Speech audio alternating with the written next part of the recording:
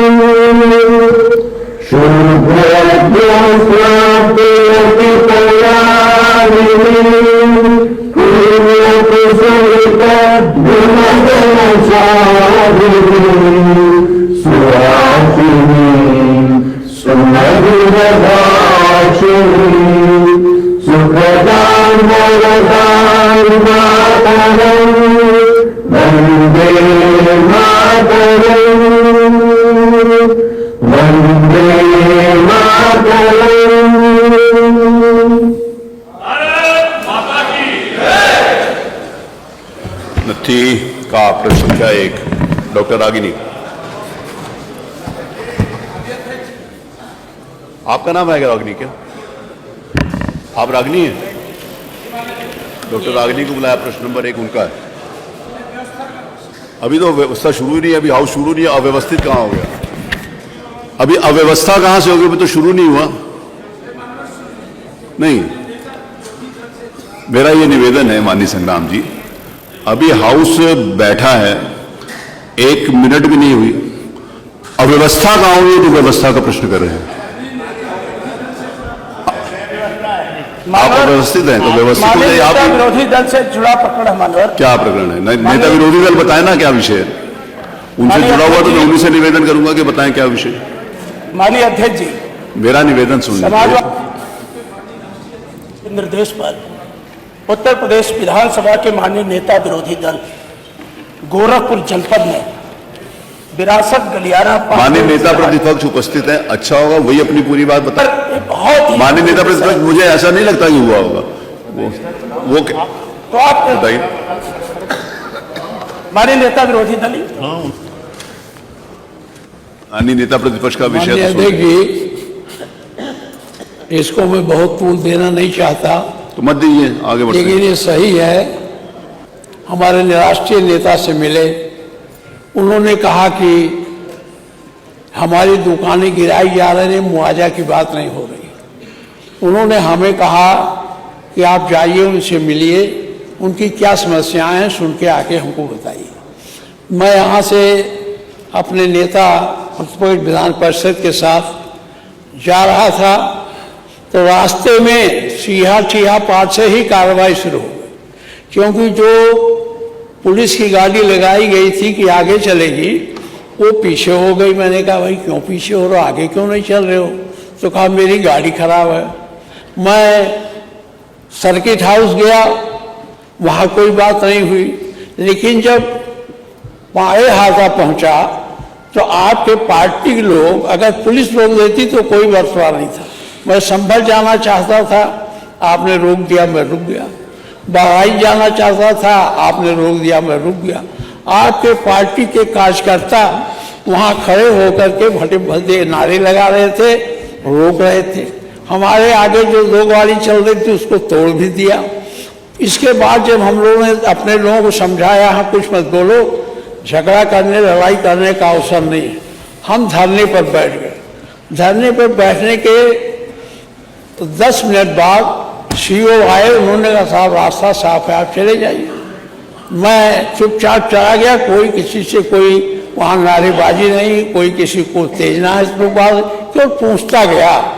इसके पहले जब हम लोग नहीं गए थे, तब शायद इसकी बात नहीं मुआवजे की हुई थी। उसी पहली रात को मुआवजे की बात हुई थी। हम लोग मिलते गए, बात करते गए, वहाँ भी कुछ नहीं हुआ। लेकिन जब जटाशंकर चौराहे पर पहुँचे तो माननीय मुख्यमंत्री जी, अगर पुलिस रोक रही थी, पुलिस गाड़ी को बंद करती, हमें गिरफ्तार करती, कोई याद। आपके लोग, जिसमें अधिकांश आपके पार्टी के कार्यकर्ता नहीं थे, पता नहीं कौन लोग थे, गाड़ी के सामने आ गए, बोनेट पीटने लगे, फाटक खोल के खींचने की कोशिश की। हम फाटक बंद कर लिए, उनको समझाए कि इस तरह से प्रदर्शन नहीं होता, हम लोग बहुत किए हैं, आपको जो कहा कहिए हमको जाने दीजिए, वो नहीं जाने दे रहे थे। इतने में हमारे पीछे के लोग जब आ गए, पुलिस खड़ी कुछ बोल ही नहीं रही थी। जब हमारे लोग आ गए तो जो पुलिस को लगा अब लड़ाई हो जाएगी तो आपके लोगों को हटाया। काले झंडे दिखा रहे थे, काला झंडा एक हमारा पार्टी का करता खींच लिया। मुख्यमंत्री जी उनको काले झंडे नहीं मिले तो काले छाते ले आए और छाता मेरे सामने ऐसे से घुमाने। अरे मैं कहा यार झंडा दिखाना तो सीख लो, क्योंकि सरकारी दल में वो विपक्ष में बहुत रहे हो, हम लोग ये बहुत किए हैं। इसके बाद फिर वहां हमारे साथ अभद्र व्यवहार हुआ, गाली गुप्ता भी दिया, मेरी गाड़ी को तोड़ने की कोशिश की। मैं पुलिस के बीच से मैं निकल गया, शांतपूर्ण ढंग से, बिना किसी उत्तेजना के, बिना किसी उसके मैं चुपचाप चला आया।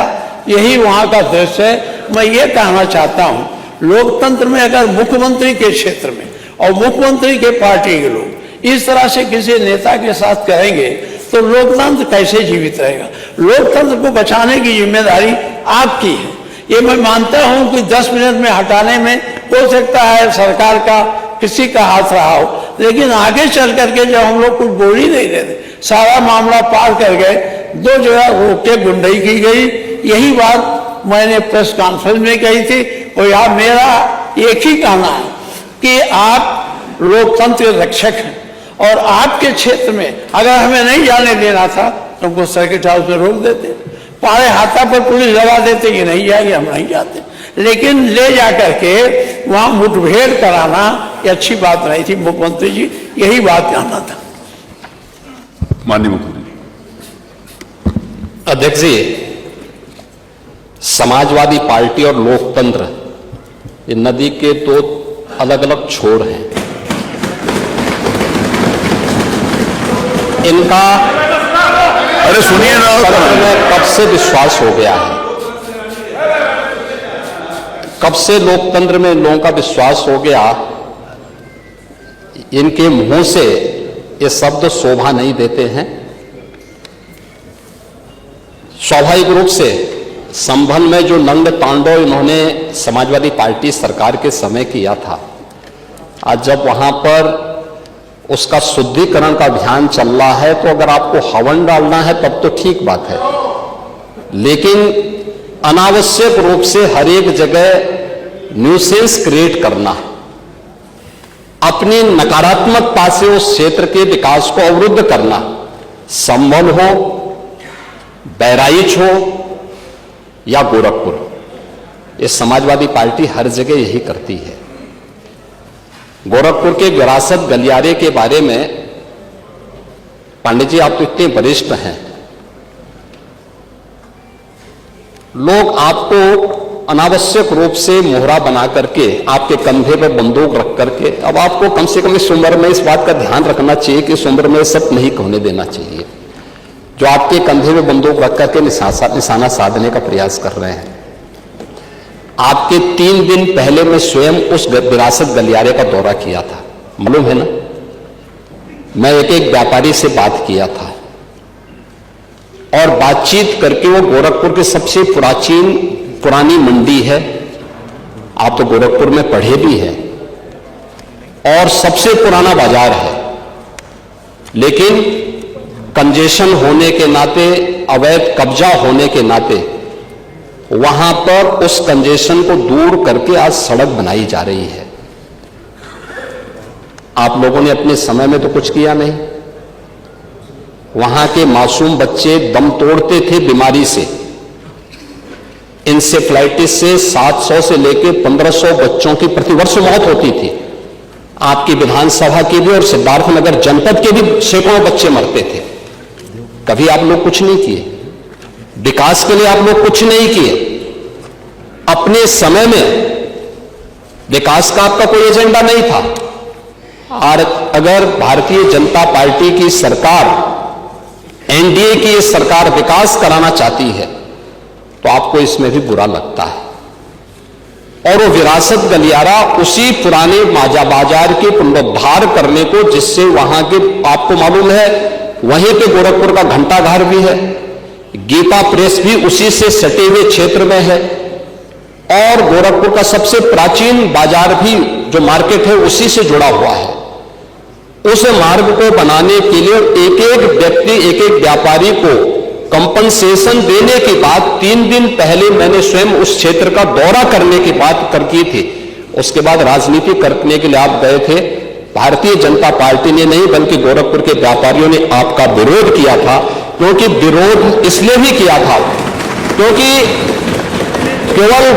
केवल वहीं का व्यापारी नहीं, प्रदेश भर के व्यापारी में समाजवादी पार्टी की चारों सरकारों के समय में जो भय और दहशत था, जो उनसे गुंडा टैक्स वसूली किया जाता था, उसके कारण व्यापारियों ने आपके प्रति जो आक्रोश है बार बार उसका खामियाजा समाजवादी पार्टी को भुगतना पड़ा था। और व्यापारी इसी बात को लेकर आशंकित थे कि उनके विकास के लिए कोई कार्य हो रहा है, उसमें फिर विघ्न बाधा पैदा करने के लिए आप गए होंगे। और व्यापारियों ने इस चीज का विरोध किया था कि भाई आप वहां बिना बुलाए मेहमान आकर के टपक पड़े हैं, विघ्न बाधा पैदा कर रहे हैं, ये नहीं होना चाहिए।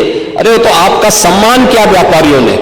अगर कोई और होता तो बहुत कायदे से उनको सही ढंग से जवाब भी देते, ये मैं विश्वास के साथ कह सकता हूं, क्योंकि समाजवादी पार्टी से उम्मीद की ही नहीं जा सकती है कि वो सुरक्षा की बात करेंगे और अच्छा विकास का कार्य कर सकेंगे।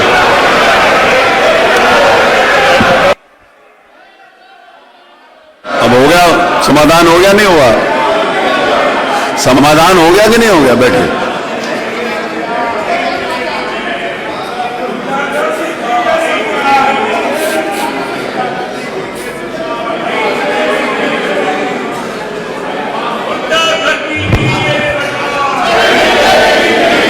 चलिए प्रश्नकाल होने दीजिए, चलिए अपने स्थान के ऊपर बैठिए। माननीय अध्यक्ष जी, प्रश्नकाल होने दीजिए। बहुत सारे इंपॉर्टेंट इश्यू हैं जो आप उठाना चाहते हैं आज। माननीय अध्यक्ष जी, माननीय नेता प्रतिपक्ष ने एक बात उठाई, माननीय मुख्यमंत्री जी ने उसका समुचित जवाब दे दिया। और अब इसकी क्या आवश्यकता है? माननीय, इसकी क्या आवश्यकता है? नहीं, मेरी बात सुन। पूरी बात जो माननीय नेता प्रतिपक्ष ने उठाई थी उसका जवाब दे दिया गया सदन में। नेता प्रतिपक्ष का अपना सम्मान है और उसका सम्मान रखा गया माननीय। उसके बाद इसकी क्या जरूरत है? देखिए, ये विषय ये है कि आप लोग दो विषय है। माननीय नेता प्रतिपक्ष ने कहा, मेरा निवेदन, माननीय नेता प्रतिपक्ष ने 2 बातें कही हैं। माननीय नेता प्रतिपक्ष, आपने 2 बातें कही हैं। आपने 2 बातें कही हैं। पहली बात तो आपने ये कहा कि जिन्होंने आपका विरोध किया वो भारतीय जनता पार्टी के कार्यकर्ता नहीं थे। आपने खुद इस बात को बोला। माननीय नेता प्रतिपक्ष ने स्वयं इस बात को कहा कि जो विरोध करे थे वो बीजेपी के लोग नहीं थे। आपने स्वयं बोला। तो इसका मतलब जो मुख्यमंत्री जी ने कहा कि वो व्यापारी थे जिनके उसमें गए तो उन्होंने विरोध किया। दूसरी बात आपने ये कि आपके जाने का मन नहीं था, आपको ऊपर से कहा गया था जाने के लिए, ये भी आपने कही। तो दोनों विषय जब आपसे संबंधित नहीं है तो मेरा आपसे निवेदन है कि आप चलो अब आगे महत्वपूर्ण विषय है। अगर आप समझते हो कि आगे महत्वपूर्ण विषय लिए जाए तो आगे बढ़ाएं। अगर आपका मन है कि नहीं चर्चा करनी तो आपका मन है।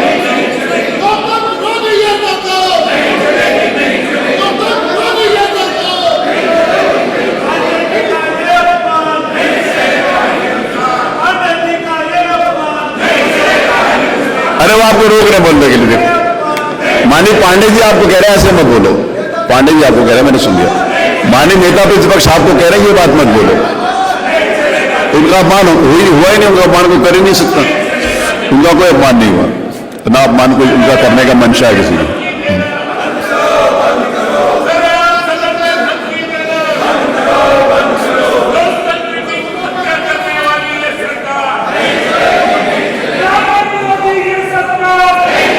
चलो हो गया बात हुई। आपका आ गया विषय, आगे चलिए।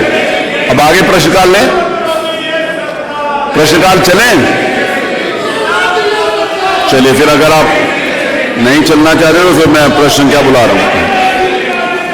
नत्थी खा प्रश्न संख्या 1, डॉक्टर रागिनी। आपने कुछ पूछना है डॉक्टर रागिनी, तो पूछिए फिर अपनी जगह के ऊपर जाके, अपनी जगह पर पूछिए अगर आपने कुछ पूछना है।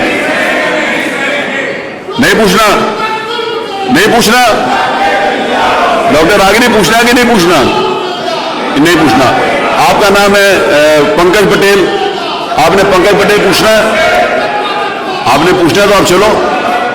अरे चलो ना, मेरे को आकर बोल कर गए हो कि मैंने पूछना है, तो चलो पूछो। पंकज पटेल जी पूछो। डॉक्टर आर के वर्मा, डॉक्टर आर के वर्मा ने कहा था कि वो भी इस विषय के ऊपर प्रश्न पूछना चाहते हैं, तो मैंने उनको कहा था कि मैं आपको भी अवसर दूंगा। तो डॉक्टर आर के वर्मा,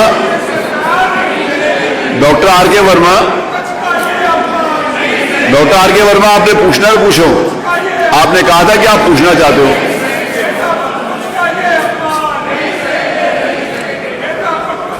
चलिए हो गया, उनका अपमान करने का कोई मंशा नहीं है किसी के भी, नेता प्रतिपक्ष का सब लोग सम्मान करते हैं। आइए चलो, आइए प्लीज, आइए प्लीज, आइए कमाल भाई, चलो चलिए प्लीज। माननीय नेता प्रतिपक्ष, बहुत सारे, अगर यही एक विषय है, अगर यही एक विषय आज की तारीख में प्रदेश में, तो इसी को लेकर खत्म कर देते हैं। अगर दूसरे विषय उनको ले जाने दीजिए।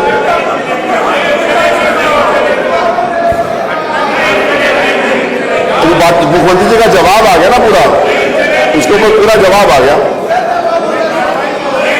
नहीं, कार्रवाई तो तब होना जब उन्होंने कहा कि वहां व्यापारी नहीं चाहते थे, नहीं बात हुई, कोई इशू नहीं है, कोई इशू हुआ ही नहीं है। ना उसमें पुलिस वाले इन्वॉल्व थे, ना बीजेपी के वर्कर इन्वॉल्व थे। ये तो स्वयं उन्होंने कहा, ये तो स्वयं माननीय नेता प्रतिपक्ष ने कहा है कि ना पुलिस वाले थे ना बीजेपी के कार्यकर्ता थे। लेकिन दोनों लोग नहीं थे, कार्रवाई किसने हो रही है?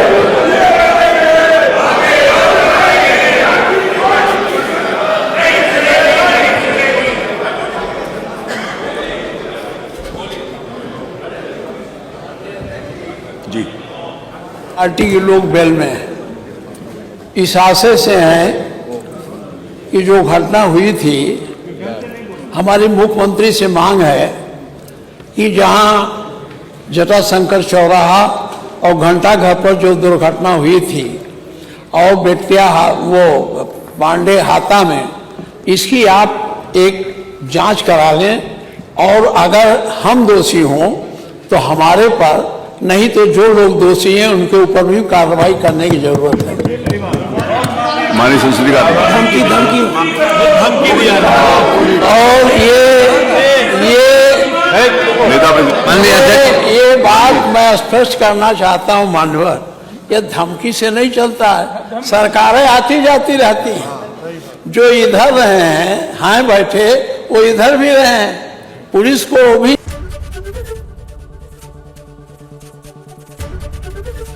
एबीपी गंगा, खबर आपकी, जुबान आपकी।